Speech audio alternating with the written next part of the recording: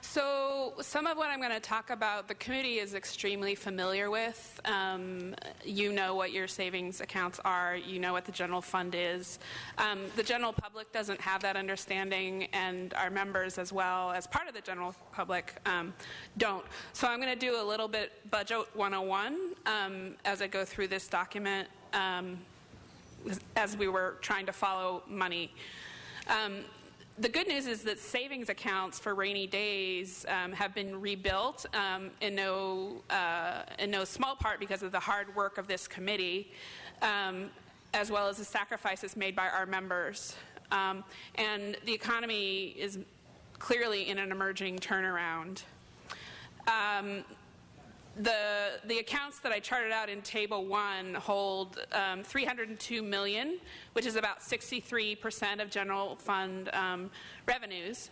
The CAO presentation reported reserves at 5.2%. That's accurate in terms of a strict what's a reserve and what's not a reserve, but it doesn't show what the city has in savings. So this Table 1 lists out what those savings are, and I'm going to walk through them for the benefit of the public. So, because there's a real transparency issue in the budget. We basically had to do a bunch of detective work to find, particularly in the UB revenue for economic uncertainties, as well as proposed contingencies for obligatory changes. We believe there's no need for those last two accounts that are listed in Table 1, and recommend that the committee instruct the CAO to return those funds to departments. The departments need that money. And removing the two funds still creates a savings buffer of 5.64% of projected general fund receipts. So now I'm going to do some of the Budget 101 I talked about. The general fund reserve, which is the 5.2% presented by the CAO, is made up of two funds, the emergency reserve and the contingency reserve. Together they total $255 million. The purpose of having the two funds, as you know well, emergency reserves are for an urgent economic necessity that would be based on a significant economic downturn, basically a disaster, an earthquake or an economic disaster. The contingency reserve is to be used if there are, quote, unanticipated expenses or revenue shortfalls impacting programs approved in the current year budget. And those are all funds that can be allocated with a majority vote of council. As this committee very well knows, the general fund health is critical to the city because it's monitored by bond ratings analysts who determine how much it will cost us to borrow money. Other cities who are still struggling to rebound from the economic downturn have suffered downgrades in their bond ratings in the past year because they have been unable to replenish their depleted general fund reserves. But that's not been the case in Los Angeles. As council reserved in this year's adopted budget, quote, the city has earned some of the highest credit ratings for large cities in the nation. The restoration of the general fund is key to those ratings. The city has brought the fund back to pre-recession levels, budgeted above council's 5% rule for the first time in a decade. And then Table 2 is a chart of the history of that general fund reserve. I think we all saw the CAO present a similar table. Oh, his was prettier. So you can see that in that chart, we're back to fiscal year 2001, 2002 levels at where the general fund is set. And that, again, is at the 5.2%. And then additionally, as part of the growing the reserve fund, the city has weaned itself from the practice of transferring money from the reserve for operational expenses during the year. So in Table 3, you see that you've stopped transferring money at all since 2010-11.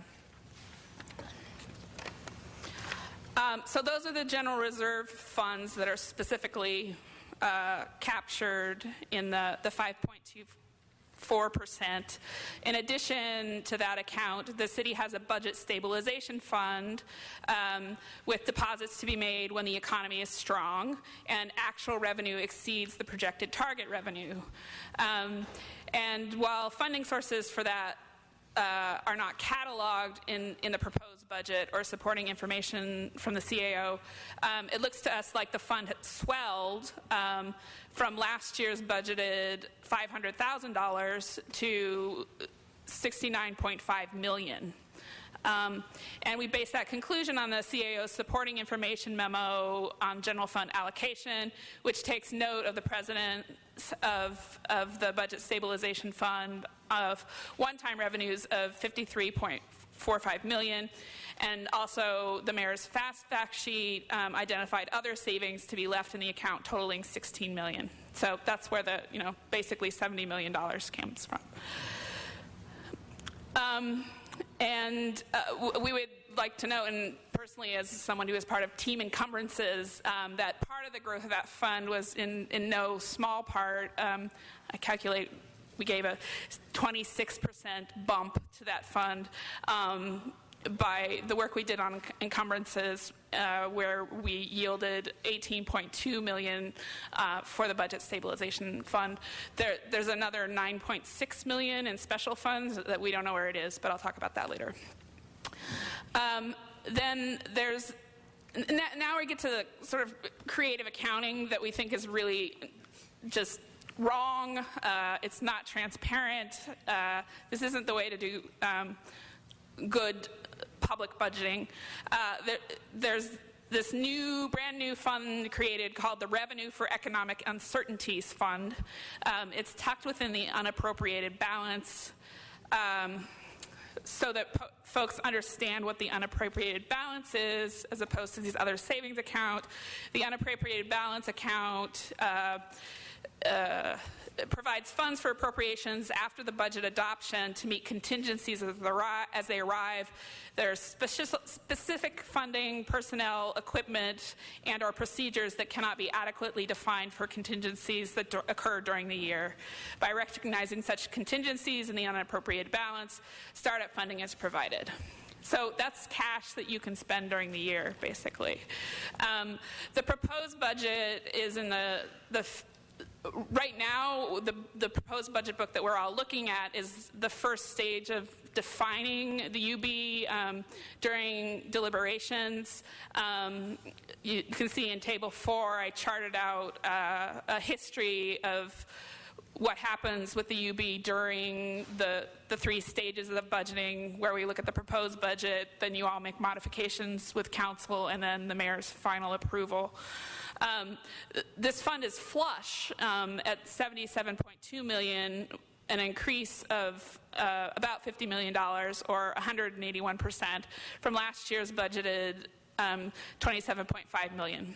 And it's above the pre-crash impact year of 2007-8, which you can see in Table 4.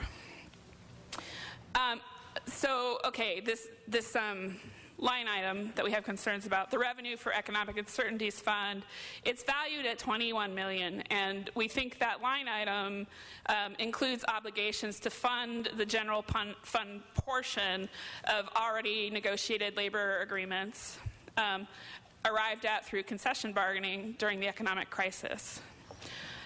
During these negotiations, the coalition agreed to postpone receipts of raises that were due. Although these funds are now set aside in funds to handle quote-unquote contingencies, we doubt that any responsible institution with regulatory authority would consider the terms of our agreements to be contingencies. They're agreements. There's nothing contingent about a collective bargaining agreement, or there shouldn't be. So it is our recommendation that council reduce the $77.2 million to $56.2 million and restore funds to departments so that they can pay negotiated raises to avoid an unnecessary crisis. And then lastly, these special fund schedules, they're So our members are paid off of general funds and special funds. The proposed budget also includes a new line item in special funds, which we believe is intended to cover the portion of those already negotiated labor agreements, again, arrived at through concession bargaining, and attach these special fund positions. And I think earlier in the week you heard from one of our members who testified about how he is on a special fund but took the concessions because he wanted to help the city. His concession, his furloughs had no impact on the city deficit, but he did it because it was the right thing to do, because he wanted to help save the city. So we're a little sore on this issue. Since the mayor and CAO's proposed budget does not itemize these in a single document, we did some detective work to cull them from their individual special purpose fund schedules and provide them in transparent form to the committee and public in Table 5. Table 5 does not exist anywhere in your budget documents. And so I just have to say that when the city has been in actual crisis, our members have responded, agreeing to make economic sacrifices to protect the city. Now, however, the coalition is concerned that a lack of transparency may provide cover for those with an ideological agenda of dismantling public services to create an invented crisis. Our members and the public at large deserves transparency as a minimum standard in budgeting. The amount allocated in Table 5 totals $10.2 million. As with the revenue for uncertainties line item, we recommend these funds be restored to departments. So that's the end of the budget story.